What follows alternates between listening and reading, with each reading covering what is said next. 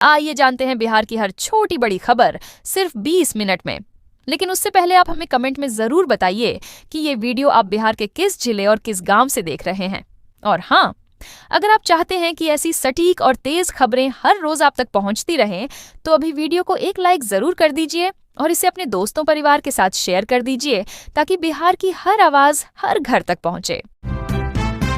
पप्पू यादव की बेल पर break. Court को उड़ाने की धमकी बनी वजह पूर्णिया के निर्दलीय सांसद पप्पू यादव की जमानत याचिका पर सोमवार को सुनवाई नहीं हो सकी। पटना सिविल कोर्ट को ईमेल से बम धमकी मिलने के बाद पूरे परिसर को खाली करा दिया गया। सुरक्षा कारणों से एमपीएमएलए कोर्ट की कार्यवाही स्थगित कर दी गई और सुनवाई टल गई। फिलहाल पप्पू यादव बेओर जेल में ही रहेंगे। उन्हें 31 साल पुराने केस में गिरफ्तार किया गया था। गिरफ्तारी ऐसे समय हुई जब वे नीट छात्रा की मौत मामले पर सरकार और प्रशासन पर लगातार हमलावर थे। नेता प्रतिपक्ष तेजस्वी यादव ने कहा कि तानाशाही चल रही है और निर्दोषों को फंसाया जा रहा है। वहीं केंद्रीय गृह राज्य मंत्री नित्यानंद राय ने कहा कि देश में कानून का राज है और कानून तोड़ने वालों पर कार्रवाई तय है। उप मुख्यमंत्री विजय सिन्हा ने भी कहा कि सरकार न किसी को फंसाती है और न बचाती है, कानून सभी के लिए समान है। एनडीए में तेजस्वी का मुकाबला करने वाला नेता नहीं, आरजेडी का तीखा हमला। राजद ने एनडीए पर तीखा हमला करते हुए कहा कि तेजस्वी यादव के कार्यकारी अध्यक्ष बनने से एनडीए बेचैन है क्योंकि उसमें कोई ऐसा नेता नहीं है जो उनका मुकाबला कर सके। राजद प्रवक्ता चित्तरंजन गगन ने कहा कि एनडीए नेताओं के पास न विजन है, न मिशन, न सोच सिद्धांत।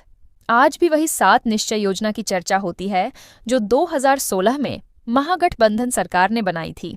उन्होंने कहा कि बिहार सरकार केंद्र से विशेष राज्य का दर्जा और पैकेज मांगने की स्थिति में भी नहीं है।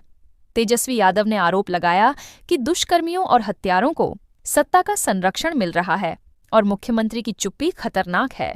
उन्होंने कहा कि विधि व्यवस्था चरमरा गई है और अपराधियों व सत्ताधारी नेताओं के गठबंधन में जनता पीस रही है। हाल के दिनों में बहन बेटियों के साथ दुष्कर्म और हत्या की घटनाओं में अप्रत्याशित वृद्धि हुई है, जिससे जनता में आक्रोश है। सेहत का सरल मंत्र। आयुर्वेदाचार्य ने बताया, मौसम बदलते वक्त अपनाएं। ये उपाय मौसम के बदलते दौर में अक्सर लोग लापरवाही बरतते हैं, जिससे सर्दी, खांसी, साइंस और सांस संबंधी समस्याएं बढ़ जाती हैं। राजकीय आयुर्वेदिक कॉलेज के अधीक्षक डॉक्टर शिवादित्य ठाकुर ने हेलो जागरण कार्यक्रम में बताया कि सुबह 2 से 4 जवा लहसुन चबाकर तांबे के पात्र में रखा गुनगुना पानी पीना लाभकारी है। धूप उपलब्ध होने पर सरसों तेल से मालिश कर 20 मिनट धूप में बैठना चाहिए। इससे कफ की प्रवृत्ति दूर होती है और विटामिन डी मिलता है। तुलसी, काली मिर्च, दालचीनी और अदरक का काढ़ा पीना चाहिए। रात में दूध में हल्दी मिलाकर सेवन करने से रोग प्रतिरोधक क्षमता बनी रहती है। सोने से पहले तलवों, हथेलियों और कपाल पर सरसों तेल की मालिश भी उपयोगी है। यदि इनसे लाभ न मिले तो नारदीय लक्ष्मी विलास रस, महामृत्युंजय रस और त्रिसुन टैबलेट का सेवन किया जा सकता है। बच्चों में ज्वर के साथ समस्या होने पर रसपिप्पली उपयोगी बताई गई है। बिहार में बनेगा विश्व रिकॉर्ड। 11 फरवरी को 1 करोड़ जीविका दीदियों को फाइलेरिया की दवा खिलाने का लक्ष्य राष्ट्रीय फाइलेरिया उन्मूलन अभियान के तहत बिहार स्वास्थ्य विभाग 11 फरवरी को मेगा अभियान चलाएगा। इस दिन राज्य भर में करीब 1 करोड़ जीविका दीदी और उनके परिवारों को फाइलेरिया से बचाव की दवा खिलाने का लक्ष्य है। विभाग का मानना है कि यह किसी भी पब्लिक हेल्थ कार्यक्रम का विश्व रिकॉर्ड होगा। 34 जिलों में 40,000 आंगनबाड़ी केंद्र और स्वास्थ्य संस्थाओं के माध्यम से दवा वितरण किया जाएगा। 10 से 28 फरवरी तक चलने वाले सर्वजन दवा सेवन कार्यक्रम के दौरान कुल 8.97 करोड़ आबादी को दवा देने का लक्ष्य है। राज्य सलाहकार डॉक्टर अनुज सिंह रावत ने बताया कि इस बार 19 जिलों में अल्बेंडाजोल और डीसी की 2 दवाएं दी जाएंगी। अभियान की सफलता के लिए राज्य स्तर पर ठोस कदम उठाए गए हैं। ये पहल फाइलेरिया उन्मूलन की दिशा में ऐतिहासिक साबित हो सकती। बिहार में मौसम का मिजाज बदला। पछुआ हवाओं से कनकनी बढ़ी, पारा गिरने के आसार। राज्य में मौसम का उतार चढ़ाव जारी है। दिन में धूप निकलने से मौसम सामान्य हो रहा है, लेकिन सुबह शाम हल्की ठंड का असर बना हुआ है। मौसम विज्ञान केंद्र पटना के अनुसार पछुआ हवाओं की गति 40 किलोमीटर प्रति घंटा रहने का अनुमान है, जिससे कनकनी बढ़ेगी। उत्तरी भागों में घना कोहरा छाने की संभावना है। अगले 24 घंटों में न्यूनतम तापमान में 1 से 3 डिग्री की गिरावट दर्ज हो सकती है। शनिवार को सिवान के जीरादेई में न्यूनतम तापमान 9.0 डिग्री सेल्सियस रहा, जबकि पटना का न्यूनतम तापमान 13.8 डिग्री दर्ज किया गया। पटना का अधिकतम तापमान 25.0 डिग्री सेल्सियस रहा। वहीं गोपालगंज में 28.3 डिग्री के साथ सर्वाधिक तापमान दर्ज हुआ। कई जिलों में अधिकतम तापमान में वृद्धि दर्ज की गई, लेकिन पछुआ हवाओं के कारण ठंड का असर फिर से बढ़ने लगा है। रील और अफसरशाही में उलझी सरकार। तेजस्वी का पीएम मोदी और सीएम नीतीश पर सीधा हमला। राजद कार्यकारी अध्यक्ष तेजस्वी यादव के अभिनंदन समारोह में शनिवार को पार्टी कार्यालय में उत्साह चरम पर था। कार्यकर्ताओं की भीड़ इतनी अधिक थी कि परिसर में तिल रखने की जगह नहीं बची। महिला मोर्चा की नेताओं ने गुलाब की पंखुड़ियों से स्वागत किया और झारखंड से आए आलिया बैंड की धुन ने माहौल को उत्सवी बना दिया। तेजस्वी ने कार्यकर्ताओं को धन्यवाद देते हुए कहा कि वे किसी को निराश नहीं करेंगे और राजद को राष्ट्रीय दर्जा दिलाने के लिए दिन रात मेहनत करेंगे। उन्होंने कहा कि इसके लिए बूथ और पंचायत स्तर तक सांगठनिक इकाइयों का गठन करना होगा। होली के बाद वे बिहार और अन्य राज्यों का भ्रमण करेंगे। इस दौरान उन्होंने प्रधानमंत्री नरेंद्र मोदी और मुख्यमंत्री नीतीश कुमार पर सीधा हमला करते हुए कहा कि सरकार रील और अफसरशाही में उलझी हुई है। तेजस्वी ने स्पष्ट किया कि पार्टी के विस्तार में कोई भेदभाव नहीं होगा और सभी कार्यकर्ताओं को बराबरी का अवसर मिलेगा। गांवों के लिए खुशखबरी, दूध बनेगा आमदनी का जरिया, जीविका दीदियों की बढ़ेगी। कमाई मुख्यमंत्री नीतीश कुमार ने शनिवार को अपने एक्स हैंडल पर जानकारी साझा की कि अगले 2 वर्षों में राज्य के सभी गांवों में दुग्ध उत्पादन समिति का गठन होगा। 7 निश्चय 3 के तहत डेयरी उद्योग को बढ़ावा देने के लिए यह निर्णय लिया गया है। राज्य के 39,083 गांवों में से 25,593 गांवों में समितियों का गठन हो चुका है। शेष गांवों में 2026 से 27 तक गठन पूरा करने का लक्ष्य है। मुख्यमंत्री ने बताया कि इससे पशुपालकों की आमदनी बढ़ेगी और दूध की उपलब्धता में वृद्धि होगी। 7 निश्चय 2 के तहत सभी प्रखंडों में सुधा दुग्ध बिक्री केंद्र खोले जा चुके हैं। अब पंचायत स्तर पर भी केंद्र स्थापित किए जाएंगे। वर्तमान में 8,075 पंचायतों में से 100 में केंद्र खुल चुके हैं। शेष 7,953 पंचायतों में वित्तीय वर्ष 2026 से 27 तक केंद्र खोलने का निर्देश दिया गया है। इन नए केंद्रों को प्राथमिकता के आधार पर जीविका दीदियों को आवंटित किया जाएगा। इससे महिला उद्यमिता को बढ़ावा मिलेगा, ग्रामीण इलाकों में रोजगार के अवसर बढ़ेंगे और दूध व दुग्ध उत्पादों की उपलब्धता सुनिश्चित होगी। पटना में नए ट्रैफिक नियम लागू। सड़क किनारे गाड़ी खड़ी करने वालों की खैर नहीं।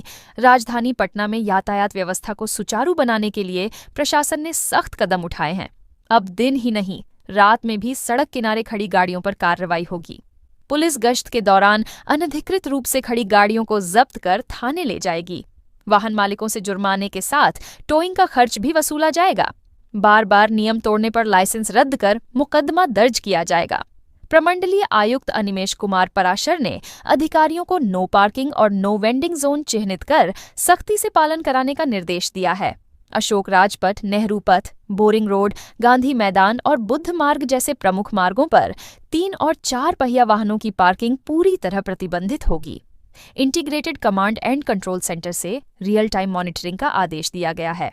राजधानी को जाम, अतिक्रमण और अवैध पार्किंग से मुक्त करना सर्वोच्च प्राथमिकता बताई गई है। हम उनके कार्यकर्ता नहीं। तेज प्रताप के बयान पर राजद एमएलसी सुनील सिंह का करारा पलटवार। जनशक्ति जनता दल प्रमुख तेज प्रताप यादव द्वारा कुछ नेताओं को जयचंद कहे जाने पर राजद विधान पार्षद डॉक्टर सुनील कुमार सिंह ने तीखी प्रतिक्रिया दी है। उन्होंने कहा कि क्या हम उनके कार्यकर्ता हैं जो हम पर कार्रवाई कर देंगे। सुनील सिंह ने याद दिलाया कि तेज प्रताप पहले भी रघुवंश प्रसाद सिंह को लेकर विवादास्पद बयान दे चुके हैं और कई वरिष्ठ नेताओं पर अनर्गल आरोप लगाए हैं। उन्होंने कहा कि उनके दिल में लालू प्रसाद यादव बसते हैं और वे उन्हें अपना अभिभावक मानते हैं। तेजस्वी यादव पार्टी के कार्यकारी अध्यक्ष हैं और हम उनकी अगुवाई में काम कर रहे हैं। सुनील सिंह ने तल्ख लहजे में कहा कि हम कोई ऐसे नेता नहीं हैं कि कोई ढेला फेंके और हम गुलाब फेंके, ढेला फेंकेंगे तो बोल्डर फेंकेंगे। उन्होंने तेज प्रताप को आत्ममंथन की सलाह देते हुए कहा कि लगातार बचकाने बयान देने से उनकी बातों का महत्व खत्म हो जाएगा। जोड़ी मोदी नीतीश के गीत से गूंजा पटना, बीजेपी अध्यक्ष नितिन नवीन का भव्य स्वागत। भारतीय जनता पार्टी के राष्ट्रीय अध्यक्ष बनने के बाद नितिन नवीन सोमवार को पहली बार पटना पहुंचे। एयरपोर्ट पर उनका स्वागत ढोल नगाड़ों और फूलों से किया गया। जोड़ी नीतीश मोदी के हिट हो गईल गीत की धुन पर कार्यकर्ता झूमते नजर आए। एयरपोर्ट से शहर तक बाइक रैली निकाली गई और पटना के प्रमुख चौराहों पर बड़े बड़े पोस्टर लगाए गए। बापू सभागार में आयोजित अभिनंदन समारोह में हजारों कार्यकर्ता जुटे। मंच पर उप मुख्यमंत्री विजय सिन्हा, विधानसभा अध्यक्ष प्रेम कुमार, मंत्री मंगल पांडे, संजय जायसवाल, राधा मोहन सिंह, नंदकिशोर यादव, शाहनवाज हुसैन, अश्विनी चौबे, रेणु देवी और श्रेयसी सिंह जैसे वरिष्ठ नेता मौजूद रहे। भाजपा प्रदेश अध्यक्ष संजय सरावगी ने कहा कि 45 वर्ष की उम्र में नितिन नवीन का राष्ट्रीय अध्यक्ष बनना पूरे बिहार के लिए गर्व की बात है। बिहार में कोहरे और ठंड का असर जारी, पछुआ हवाएं बढ़ाएंगी। ठिठुरन राज्य में मौसम का मिजाज बदला हुआ है। सुबह शाम घना कोहरा और हल्की ठंड का असर बना हुआ है। मौसम विज्ञान केंद्र पटना के अनुसार पूर्वी और पश्चिम चंपारण, सीतामढ़ी, शिवहर, मधुबनी, मुजफ्फरपुर, दरभंगा, मधेपुरा, सुपौल, अररिया और पूर्णिया जिलों में घना कोहरा छाए रहने की संभावना है। पछुआ हवाओं की गति 30 से 40 किलोमीटर प्रति घंटा रहेगी, जिससे कनकनी और बढ़ेगी। न्यूनतम तापमान में 1 से 3 डिग्री की गिरावट दर्ज हो सकती है। रविवार को पटना का न्यूनतम तापमान 13.4 डिग्री सेल्सियस रहा, जो पिछले 20 वर्षों में सर्वाधिक दर्ज किया गया। किशनगंज में सबसे कम 9.3 डिग्री सेल्सियस तापमान दर्ज हुआ। मोतिहारी में दृश्यता मात्र 150 मीटर रही। पटना का अधिकतम तापमान 25.5 डिग्री सेल्सियस और कैमूर में 28.9 डिग्री सेल्सियस दर्ज किया गया। 14 साल की उम्र, 175 रन की कहानी। वैभव ने भारत को बनाया चैंपियन। समस्तीपुर के बाएं हाथ के बल्लेबाज वैभव सूर्यवंशी ने अंडर 19 विश्व कप के फाइनल में इंग्लैंड के खिलाफ धमाकेदार पारी खेली। मात्र 14 साल की उम्र में उन्होंने 80 गेंदों पर 15 छक्के और 15 चौकों की मदद से 175 रन बनाए। उनकी इस पारी ने मैच को एक तरफा बना दिया और भारत को चैंपियन बना दिया। वैभव इससे पहले आईपीएल में 38 गेंदों पर 101 रन बनाकर सुर्खियों में आए थे। रणजी ट्रॉफी में 12 साल और 284 दिन की उम्र में पदार्पण करने वाले वैभव ने टूर्नामेंट में 7 मैचों में कुल 439 रन बनाए। उन्होंने 3 अर्धशतक और 1 शतक लगाया। बांग्लादेश के खिलाफ 72 रन, जिम्बाब्वे के खिलाफ 52 रन और अफगानिस्तान के खिलाफ 68 रन बनाकर टीम को जीत दिलाई। फाइनल में उनकी पारी ने साबित कर दिया कि वे बड़े मैचों के खिलाड़ी हैं। मुख्यमंत्री नीतीश कुमार ने उन्हें भविष्य का सितारा बताया। शराब बंदी पर नई एसओपी। जब्त शराब, वाहन और भूमि निपटारे के नियम तय। बिहार सरकार ने शराबबंदी कानून के तहत जब्त शराब, वाहन और भूमि के निपटारे के लिए नई मानक संचालन प्रक्रिया एसओपी जारी की है। अब जब्त गाड़ी या जमीन के बारे में 30 से 90 दिनों के भीतर निर्णय लेना होगा। वाहन या भूमि स्वामी को अपना पक्ष रखने के लिए सुनवाई का अवसर दिया जाएगा।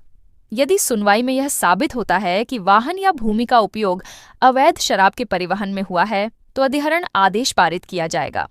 जब्त शराब को लंबे समय तक भंडारित नहीं किया जाएगा और रसायन परीक्षक की रिपोर्ट मिलने के बाद 15 दिनों के भीतर उसे नष्ट करना अनिवार्य होगा। अधिनियम की धारा 30 के तहत ब्रांडवार और बैचवार विस्तृत विवरणी तैयार करना भी जरूरी होगा। नई एसओपी से प्रक्रिया पारदर्शी और सुगम बनेगी और जिलों में अब तक अपनाई जा रही अलग अलग प्रक्रियाओं की असमानता खत्म होगी। अपराधियों को सम्राट का अल्टीमेटम। बिहार पुलिस जहां भी छिपेंगे वहीं से उठाएगी। बिहार के डिप्टी सीएम सह गृह मंत्री सम्राट चौधरी ने अपराधियों को कड़ी चेतावनी दी है। उन्होंने कहा कि अब बिहार में अपराधियों के लिए कोई सुरक्षित जगह नहीं बची है। चाहे वे राज्य में हों या बाहर भाग जाएं, पुलिस उन्हें ढूंढकर जेल भेजेगी। बजट सत्र के बाद पत्रकारों से बातचीत में उन्होंने सोना लुटेरा प्रिंस के मुठभेड़ में मारे जाने पर प्रतिक्रिया देते हुए कहा कि अपराधियों को पहले ही आगाह किया गया था कि वे अपने लिए कोई सेफ जगह खोज लें। उन्होंने बताया कि कई अपराधी बेंगलुरु जैसे शहरों में छिपने की कोशिश करते हैं, लेकिन बिहार पुलिस वहां भी जाकर कार्रवाई कर रही है। सम्राट चौधरी ने विपक्ष पर संवेदनशील मुद्दों पर राजनीति करने का आरोप लगाया और राबड़ी देवी के बयान पर कहा कि यदि वे नाम बताती हैं तो 24 घंटे के भीतर गिरफ्तारी होगी। अगले 5 साल में बिहार बनेगा समृद्ध राज्य, नीतीश कुमार का दावा, केंद्र का मिला सहयोग।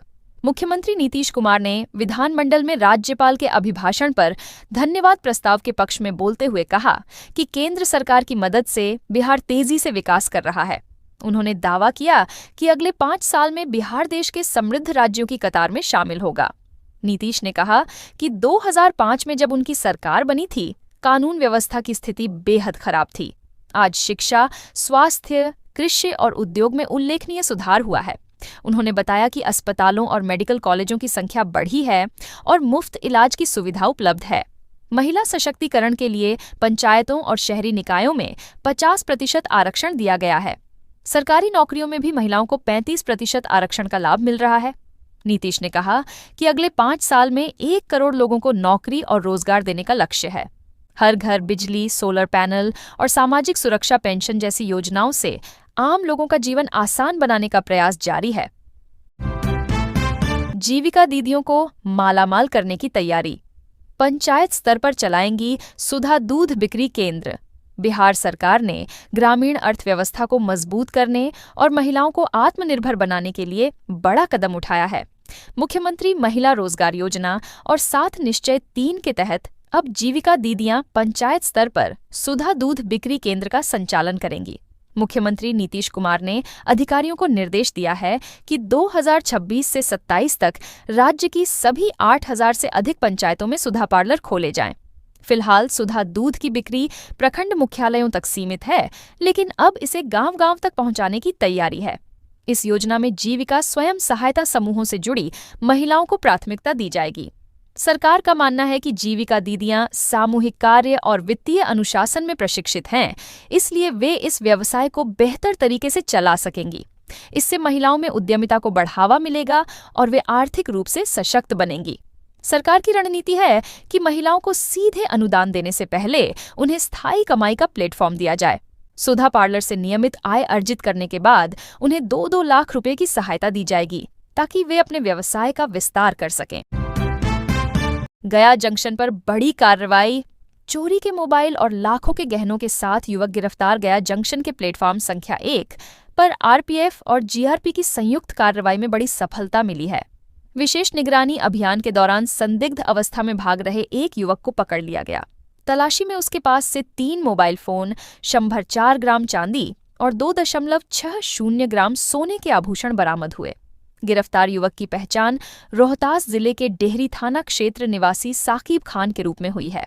बरामद सामान की कीमत करीब 2.80 लाख रुपए आंकी गई है।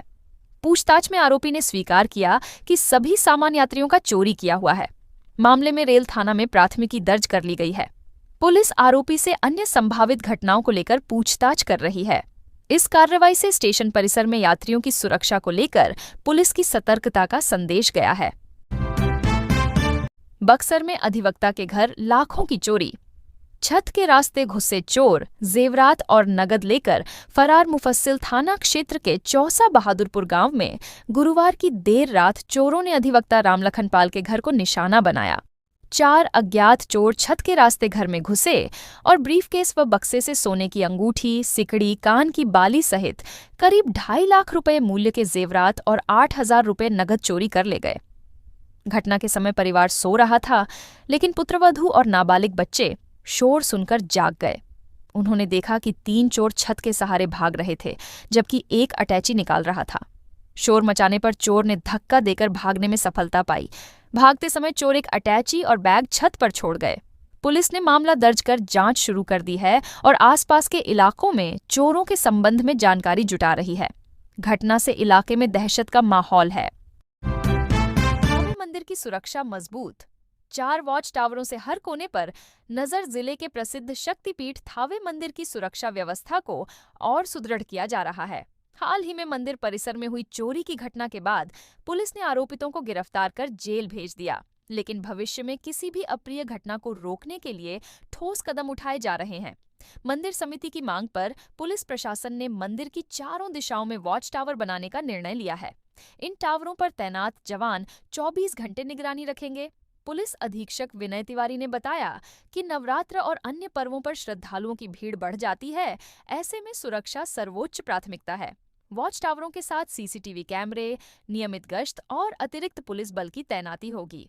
कतारबद्ध दर्शन और सुचारू प्रवेश निकास व्यवस्था से श्रद्धालुओं को सुरक्षित वातावरण मिलेगा। समिति ने इस कदम का स्वागत किया और कहा कि इससे आस्था और सुरक्षा का संतुलन सुनिश्चित होगा। अरवल की 103 ग्रामीण सड़कें होंगी 2 लेन, जल्द शुरू होगा। सर्वे सुगम होगा। आवागमन मुख्यमंत्री 7 निश्चय पाठ 3 के तहत अरवल जिले की 103 ग्रामीण सड़कों को 2 लेन बनाने की योजना है। ग्रामीण कार्य विभाग ने सर्वे का काम शुरू कर दिया है। अरवल प्रखंड में 17, वंशी में 15, कुर्था में 21, कलेर में 24 और करपी में 26 सड़कों का सर्वे किया जाएगा। 2 लेन सड़कें बनने से सफर आसान होगा और स्थानीय अर्थव्यवस्था को गति मिलेगी। संकरी सड़कों पर ट्रैफिक जाम और दुर्घटनाओं की समस्या कम होगी। किसानों को फसल मंडी तक पहुंचाने में आसानी होगी और जमीन की वैल्यू भी बढ़ेगी। मौजूदा सड़क की चौड़ाई बढ़ाकर 5.5 मीटर की जाएगी। साथ ही बेहतर जल निकासी के लिए नालियों का निर्माण होगा। भारी वाहनों के दबाव को सहने के लिए सड़कों की मोटाई और गुणवत्ता में सुधार किया जाएगा। कार्यपालक अभियंता अशोक कुमार ने बताया कि सर्वे रिपोर्ट सरकार को सौंपने के बाद कार्य योजना तैयार होगी। मछली पालकों के लिए डिजिटल पहचान पत्र जरूरी, सरकारी योजनाओं का मिलेगा सीधा लाभ। केंद्र सरकार ने मत्स्य व्यवसाय से जुड़े लोगों के लिए डिजिटल पहचान पत्र की व्यवस्था शुरू की है। अब किसी भी योजना का लाभ पाने के लिए नेशनल फिशरीज डिजिटल प्लेटफॉर्म पर रजिस्ट्रेशन अनिवार्य होगा। इसके तहत मछली पालन करने वाले लोगों को डिजिटल पहचान पत्र दिया जाएगा। पंचायतों में शिविर लगाकर रजिस्ट्रेशन कराया जा रहा है। मत्स्य प्रसार पदाधिकारी अभय गुप्ता ने बताया कि जिले में 9,000 रजिस्ट्रेशन का लक्ष्य है, लेकिन अब तक 3,971 ही पूरे हुए हैं। सीएससी केंद्रों पर निःशुल्क रजिस्ट्रेशन की सुविधा उपलब्ध है। इसके लिए आधार कार्ड, बैंक खाता और मोबाइल नंबर जरूरी है। आधार और मोबाइल का लिंक होना अनिवार्य है। इस पहल से मत्स्य पालन क्षेत्र को संगठित और पारदर्शी बनाने में मदद मिलेगी। डिजिटल प्लेटफॉर्म से योजनाओं का लाभ सीधे लाभार्थियों तक पहुंचेगा और मछली पालन क्षेत्र में तेजी आएगी।